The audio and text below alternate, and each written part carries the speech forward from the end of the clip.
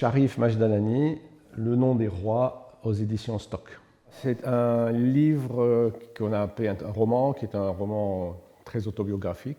Il se divise en deux parties. La première, c'est l'histoire de mon adolescence, l'adolescence d'un narrateur qui est moi, dans une époque qu'on appelait les 30 glorieuses, c'est-à-dire les années qui vont entre 45 et 75 du XXe siècle, et qui était, pour le pays dont je parle, le Liban, une période d'opulence, de richesse, d'insouciance. J'avais des passions pour les grands récits épiques, ceux de Napoléon, d'Alexandre le Grand, et donc toutes les grandes mythologies que je trouvais dans les livres pour adolescents, évidemment. Et pour quelque chose de très particulier, je collectionnais des noms de rois. Donc dans toutes circonstances, il y avait une encyclopédie quelque part, chez un oncle, chez une tante, chez un ami, un dictionnaire, je cherchais dedans des noms de rois.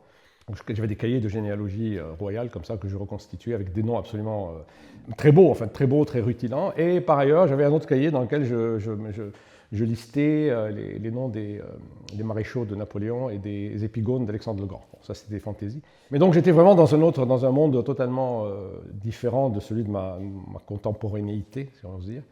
Et puis arrive la guerre civile, en fait, et ça, c'est la deuxième partie du livre.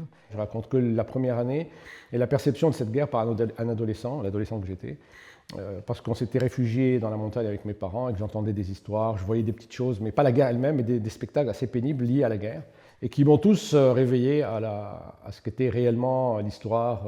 Il n'y avait plus de récit épique, tout était prosaïque, violent et brutal, et ça m'a fait revenir dans la réalité, une sorte d'apprentissage du monde réel. La première partie, qui est celle de mon adolescence dans le pays glorieux, si vous voulez, je l'ai écrite il y a 10-12 ans. Elle n'avait pas de sens tout seul, il fallait le poursuivre. J'avais une répulsion pour parler de la guerre, etc.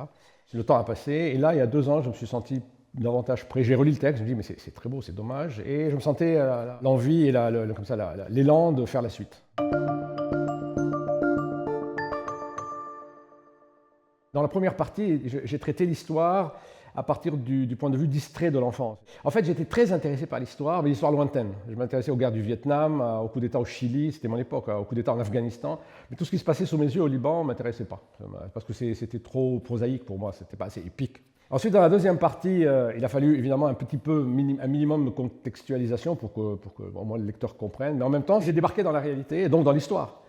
Et là, c'est à partir de là que je suis devenu vraiment un fan de l'histoire contemporaine et de sa violence et du désenchantement qu'elle provoque. Mais je l'ai traité toujours aussi en arrière-plan. C'est l'idée de systématiquement l'histoire est en arrière-plan, parce que ce qui m'intéresse, c'est la manière avec laquelle les humains réagissent à l'histoire. Ce n'est pas l'histoire qui m'intéresse, c'est la manière avec laquelle les humains réagissent à la violence, au changement, aux transformations. Et c'est un peu ce que j'ai raconté aussi à partir du point de vue de l'adolescent.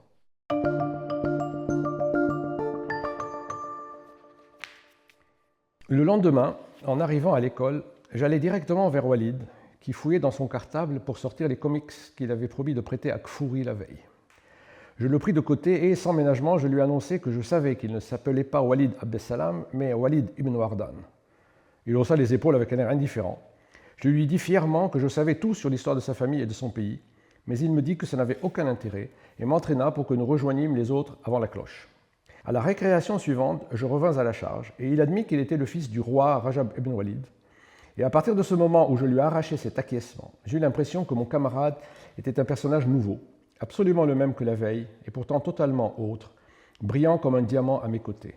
Quand je le voyais dans la cour, je pensais qu'au milieu de ces garçons bruyants et de ces filles coquettes et minaudantes, au milieu de ce peuple de surveillants gesticulateurs, d'enfants turbulents et de professeurs hautains, il y avait un roi, comme une pépite au milieu de la fange.